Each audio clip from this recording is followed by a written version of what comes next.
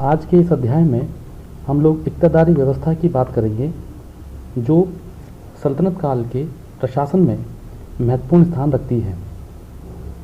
इक्तादारी प्रणाली वह प्रणाली थी जिसमें सुल्तानों ने अपने प्रशासनिक, सैनिक और भू राजस्व व्यवस्था का संगठन किया। दिल्ली सल्तनत की राजनीतिक व्यवस्था अपने पूर्वगामी राजपूत सामंतीय राज्य से भिन्न थी। यह भिन्नता दो तरह से दिखाई देती है। एक तो इक्ता अर्थात हस्तांतरण लगान अधिन्यास, और दूसरे शासक वर्ग का स्वरूप। विजेता द्वारा विजित क्षेत्र के सैनिकों में उसका विभाजन करना मध्यकालीन भारत की राजनीतिक व्यवस्था रही। इसका स्वरूप सामाजिक और राजनीतिक आवश्यकताओं के अनुरूप बदलता रहा। जो क्षेत्र विजित किया जाता था, उस क्षेत्र के राजा को अधीनता स्वीकार करनी पड़ती थी या उस क्षेत्र को छोड़कर किसी दूसरे क्षेत्र में जाना पड़ता था। कई क्षेत्रों पर सुल्तान का सीधा नियंत्रण होता था, परंतु अधिकतर क्षेत्र अमीर और सैनिक अधिकारियों में बांट दिए जाते थे। इक्ता का अर्थ है वह भूखंड जिसमें आने वाला या प्राप्त होने वाला भू राजस्व किसी भी अधिकारी या सैनिक का वेतन होता था। यह एक क्षेत्रीय अनुदान था जिसके पाने वाले को मुक्ति, वली या इक्तेदार कहा जाता था, जो नगद वेतन ना लेकर भूमि का कुछ भाग या हिस्सा लेते थे। इक्ता एक ऐसी संरचना थी जिसमें दो कार्य निहित थे। पहला भू राजस्व को इकट्ठा करना और दूसरा उस एकत्रित भू राजस्व को वेतन के रूप में अपने अधिकारियों को वितरित करना। सबसे पहले इक्ता का प्रचलन अब्बासी खलीफाओं के समय में आरंभ हुआ। खलीफाओं के समय में सामाजिक और आर्थिक परिवर्तन के परिणाम स्वरूप राज्य की शक्ति में कमी आई, जिसके कारण राज्य के सैनिक और असैनिक अधिकारियों के वेतन का खर्चा पूरा करने के लिए इक्ता प्रणाली विकसित की गई। वित्तीय कठिनाई से निपटने के लिए सैनिक और प्रशासनिक अधिकारियों को भूखंड बांटे जाने लगे, जो इक्ता कहलाते थे।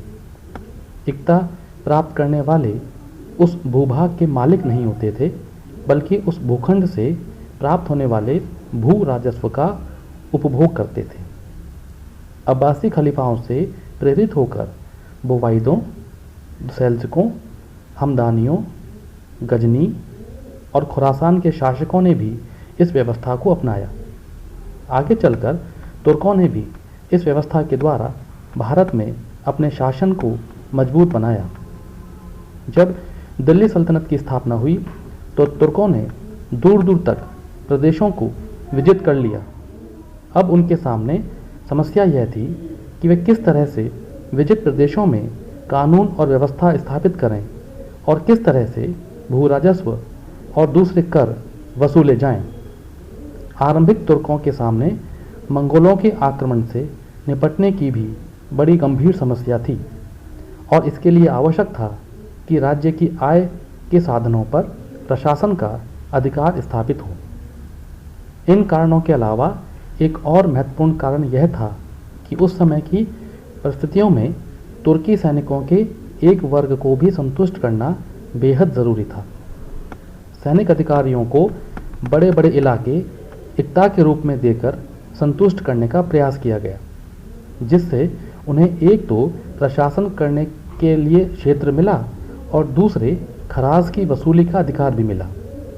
सुल्तान को अपने प्रशासन को चलाने के लिए एक सेना की आवश्यकता थी। इक्ता प्रणाली लागू करने के उद्देश्य में यह बात भी निहित रही कि दिल्ली सल्तनत के राजनीतिक ढांचे में निहित एकता को तत्कालीन कोई खतरा पैदा ना हो। इतिहासकार निज़ाम उल मुल्क तूसी इक्ता के महत्वपूर्ण पहलू पर प्रकाश डालते हैं और वे कहते हैं कि मुक्ति को करों, विशेषकर भू राजस्व को वसूल करने का अधिकार जो राजा देता था, उसकी उगाही वह सुल्तान की कृपा से ही कर सकता था। इसके बदले में मुक्ति को कुछ कर्तव्य निभाने पड़ते थे। इनमें से प्रमुख कर्तव्य मुक्ति को जो निभाना पड़ता था वह राजा के लिए प्रशिक्षित सेना को रखना होता था, जो सुल्तान के आदेश पर कहीं भी और कभी भी भेजी जा सकती थी। तूसी मानते हैं कि इस तरीके से सुल्तान काफ़ी बड़ी सेना रखने में सक्षम हो सके। इस तरह मुक्ति भू राजस्व इकट्ठे करने वाले तथा अपनी सेना को वेतन देने वाले भी थे, जिसका वह सेनापति भी होता था। इक़्तिदार के कुछ अन्य कर्तव्य भी थे। निज़ाम उल मुल्क तूसी के अनुसार मुक्ति को यह ज्ञात होना चाहिए कि उसका किसानों पर कोई अधिकार नहीं है। उन्हें तो व्यवहार में केवल उतना ही राजस्व लेना चाहिए जितना उसे अनुदान में मिला है। किसानों के जीवन, धन संपत्ति और उनके परिवार को किसी भी प्रकार की हानि मुक्ति को नहीं पहुंचानी होती थी।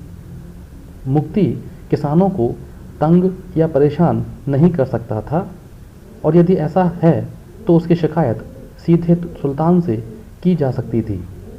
सुल्तान ऐसी स्थिति में मुक्ति की शक्तियों को छीन सकता था या सीमित कर सकता था, या उसका तबादला किसी अन्य इक़्ता में कर सकता था। अलाउद्दीन खिलजी और मोहम्मद बिन तुगलक ने इक़्तिदारों के साथ कर्तव्य पूरा न करने की स्थिति में उन्हें कठोर दंड भी दिए। इक़्ता की संपूर्ण आंतरिक प्रशासन पर नियंत्रण स्थापित करने, अपने क्षेत्र में जासूसी व्यवस्था को बनाए रखने, लोगों की जानमाल की रक्षा करने के लिए भी इक़्तिदार जिम्मेदार था। वसूल किए गए धन का लेखा जोखा रखना, जिसकी जांच दीवान ए वजारत के अधीन की जाती थी, यह भी एक महत्वपूर्ण दायित्व था। कुतुबुद्दीन ऐबक के समय हमें इक़्ता संबंधी प्रणाली के बारे में कोई विशेष जानकारी प्राप्त नहीं होती है। इल्तुतमिश को हम वास्तविक रूप से दिल्ली सल्तनत का संस्थापक मानते हैं। इल्तुतमिश के समय में मुक्ति का तबादला एक क्षेत्र से दूसरे क्षेत्र में कर दिया जाता था, ताकि प्रशासनिक व्यवस्थाओं को चुस्त दुरुस्त रखा जा सके। दिल्ली के आसपास के कुछ इलाकों और दोआब का कुछ हिस्सा खालसा भूमि के अंतर्गत ले लिया गया। इसमें हश्म ए कल्ब, जो 2000 या 3000 के करीब थे, को दोआब का इलाका इक़्ता के रूप में दे दिया गया। इस प्रकार इल्तुतमिश के समय में दो प्रकार के इक़्ता रहे। पहले वे जो उसने अपने खाने अर्थात सैनिक अधिकारियों को दिए, ये इक़्ता आकार में बड़े थे, और दूसरे तरह के इक़्ताओं में, जिसमें हश्म कल्ब को बांटा गया, जो तनख्वाह के रूप में सैनिक अधिकारियों को दिए गए, और ये तुलनात्मक रूप से छोटे थे। जो दोआब क्षेत्र में प्रदान किए गए थे, ऐसे इक़्ता अधिकांशतया वेतन के रूप में बांटे गए। इल्तुतमिश ने खान, मलिक और अमीर की आमदनी पर कोई अंकुश नहीं लगाया। इल्तुतमिश के शासनकाल में इक़्ता व्यवस्था प्रशासन का आधार थी। उसने अपने शासनकाल में मुल्तान से लेकर लखनौती तक सल्तनत को छोटे और बड़े इक़्ताओं में मुक्तियों के बीच बांट दिया। सुल्तान की शक्ति वास्तविक शक्ति न बनकर इक़्तिदारों पर निर्भर करने लगी, जो सल्तनत के लिए कालांतर में घातक सिद्ध हुई। इल्तुतमिश की मृत्यु के बाद बहुत से इक़्तिदारों ने इल्तुतमिश के कमज़ोर उत्तराधिकारियों के कारण इक़्ताओं पर अपना पंचानुगत अधिकार जमा लिया। बलबन के लिए यह स्थिति असहनीय थी।